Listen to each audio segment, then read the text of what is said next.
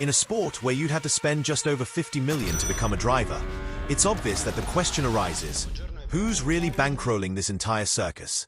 After all, Formula One is speed. It's technology, it's adrenaline, but behind the cars, the helmets, and the trophies, there's something even more powerful, money. And unlike what I said earlier, I'm not talking about millions, I'm talking about billions. So today, I'm going to show you who actually owns Formula One.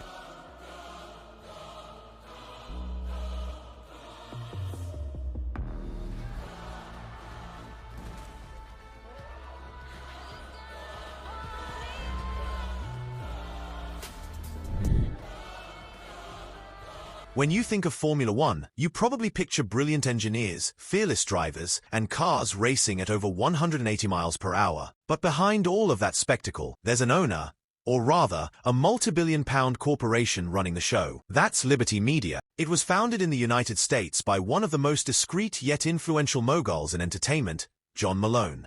And in 2017, Liberty bought Formula One for $4.6 billion. At the time, many thought it was just another investment, but it went far beyond that. They didn't just buy the rights to the sport, they changed the game. Liberty dragged Formula One into the 21st century. They opened the doors to Netflix with a Drive to Survive series, put the sport under the spotlight in the United States, and turned races into grand spectacles with stages, celebrities, and even night races around the casinos of Las Vegas. The audience grew, viewership exploded, and Formula One was back in the limelight like never before. To give you an idea, Liberty Media today is valued at over $24 billion. He wasn't born in Formula One, but he arrived to take charge. We're talking about Lawrence Stroll, the Canadian billionaire who turned his love for speed and his sons into an empire within Formula One. Lawrence built his fortune in the fashion industry. To give you an idea, he was the one who took brands such as Tommy Hilfiger and Michael Kors to the top of the world.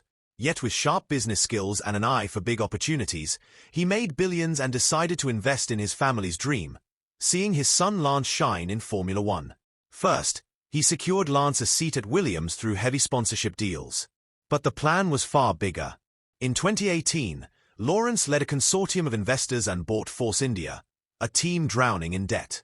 He rebranded it as Racing Point and, in 2021, revived one of the most legendary names in motorsport, Aston Martin. With massive investment, a brand new headquarters, state-of-the-art facilities, and the signings of none other than Sebastian Vettel and later Fernando Alonso, Lawrence made it clear he hadn't come to play games. Today, his fortune is estimated at around $3.6 billion. He's much more than a father funding his son's dream.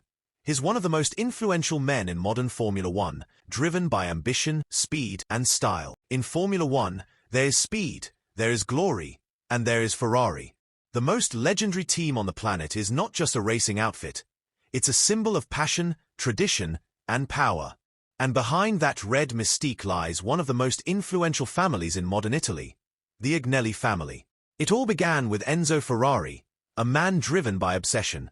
In 1950, Ferrari took part in the very first Formula One season, and since then, my friend, they've never left. They are the only team to have competed in every single decade of Formula One. More than 240 race wins, 16 Constructors' Championships, and a legion of fans who wear red as if it were a religion. Today, the strong name behind Ferrari is John Elkann, grandson of Gianni Agnelli, the uncrowned king of Italy. Ferrari today is valued at over $60 billion.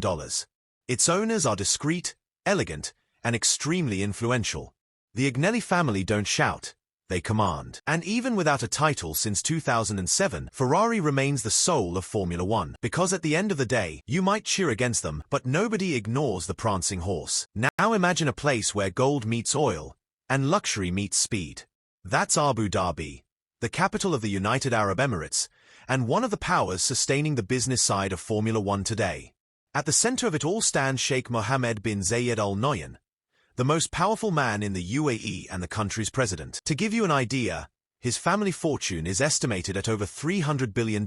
That's right, money is no issue here. Their entry into Formula One was nothing short of cinematic. In 2009, the world witnessed the birth of one of the most extravagant circuits in history, the Yas Marina circuit in Abu Dhabi. But they didn't stop there. Through their sovereign wealth funds, the Emirates began investing directly in teams, brands, and Formula One events. The main financial arm behind it all is Mumtalaat in Bahrain, the sovereign wealth fund created by the royal family, which today controls most of the shares in the legendary McLaren. That's right, McLaren's current owners are Bahraini sheikhs. With wealth estimated at over $18 billion, the Bahraini royal family don't just host races, they quietly run one of the most historic brands in motorsport. Red Bull is not just an energy drink, it's a winning machine. And in Formula One, it has become synonymous with dominance, boldness, and innovation. But who's behind this empire? After the death of its founder in 2022, control of the Red Bull empire passed to Marc Mateschitz. He is discreet, avoids the limelight, yet owns 49% of the company. Overnight, Marc became one of the wealthiest men in Europe. With an estimated fortune of around $34 billion, Marc chose not to get directly involved in the sporting operations. Instead, he delegated power to the team of executives already running the show, and to the leadership in charge of both Red Bull Racing and AlphaTauri. He doesn't often show his face, but the goal remains the same: to win. Formula One is built on passion, sweat, and talent. But without these billionaires behind the scenes, it simply wouldn't exist as we know it. They fund the engines, build the infrastructure, and set the direction. They are the invisible hands steering the show off the track.